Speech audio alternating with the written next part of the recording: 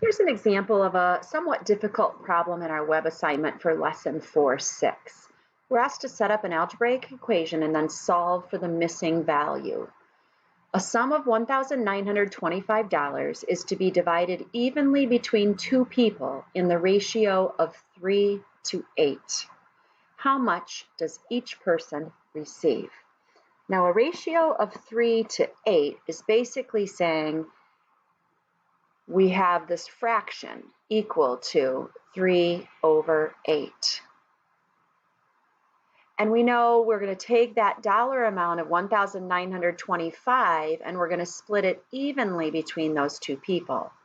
So if person 1 gets X dollars, then person 2 will get the rest of that amount, which would be 1,925 minus X. So what we now have is a proportion. We have one fraction equal to another fraction. And when we've got that, we can use our cross-multiplying method.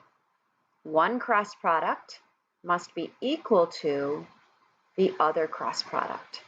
So if I take the 8 times X, I need to set it equal to the 3 times the quantity 1,925 minus X. When we find X, we'll have a dollar amount that one person will have, and then the remaining dollar amount will be 1,925 minus that. So if I distribute that 3, I get $5,775. $5,775 minus 3 times X is equal to 8X. Well, I'm solving for X, so of course I need to bring the X's together on the same side of the equal sign. So I'm going to add 3X to both sides. And I'll have 11X is equal to $5,775.